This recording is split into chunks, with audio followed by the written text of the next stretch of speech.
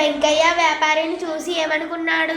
వెంకయ్య వ్యాపారిని చూసి, నేను ఎండలో కష్టపడుతున్నాను, ఈ వ్యాపారి నీడలో కూర్చుని డబ్బు సంపాదిస్తున్నాను, నేను కూడా ఒక వ్యాపారిని అవుతే ఎంతో బాగుండు కదా అని అనుకున్నాడు. వెంకయ్య ఉద్యోగిని చూసి ఏమనుకున్నాడు? వెంకయ్య ఉద్యోగిని చూసి, నేను కూడా ఉద్యోగిని అయితే దర్జాగా ఉంటుంది కదా అని అనుకున్నాడు. సూర్యుడిగా ఉన్న వెంకయ్యకు ఎందుకు కోపం వచ్చింది? వెంకయ్యకు ఒక మేఘం అడ్డం వచ్చి భూమి కనిపించకుండా చేసింది.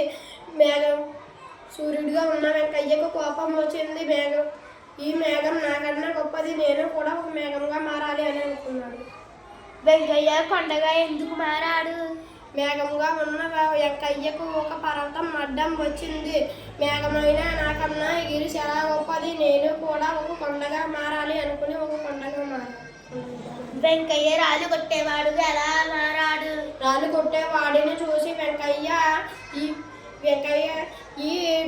వీడు నన్నే కొడుతున్నాడంటే వీడు నాకన్నా గొప్పవాడు, ఈడిగిలా మారిపోతే పోలా అని అనుకుని వెంకయ్య రాళ్ళు కొట్టేవాడిగా మారిపోయాడు. మనం ఎలా విజయం సాధించాలి? మనం చంచలమైన మనసుతో ఉండకూడదు, మనం ఎలా ఉండాలో నిర్ణయించుకోవాలి, అలా ఉండడానికి కృషి చేసి విజయం సాధించాలి. గ్రామంలో సంక్రాంతి పండుగ నాడు ఏమి కనిపిస్తాయి? గ్రామంలో సంక్రాంతి పండుగ నాడు ఇళ్ల ముందు ముగ్గులు, గొబ్బిళ్ళు,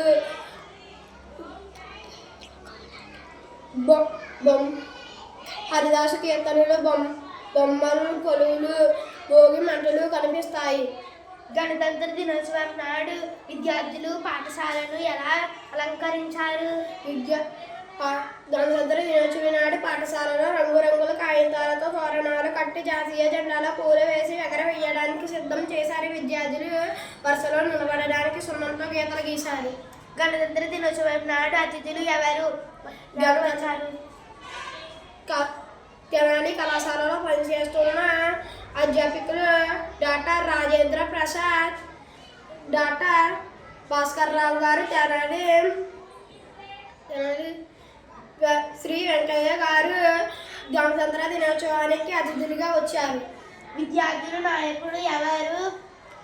అతను ఏమి సూచనలు చేశాడు? విద్యార్థి నాయకుడు సుభాష్, అతడు అటెన్షన్ స్టడీస్ అంటూ సూచనలు చేశాడు. ప్రధానోపాయాలు దేనిని గురించి ఉపన్యాసించారు? ప్రధాన నాయకులు గణతంత్ర దినం గురించి, స్వాతంత్రం వచ్చిన తర్వాత బాబు రాజేంద్ర ప్రసాద్ నాయకత్వం, అంబేద్కర్ వంటి నాయకుల రాజ్యాంగ తయారు చేయడం వలన మనం సురక్షితంగా చేస్తున్నారు అని ఉపన్యసించారు.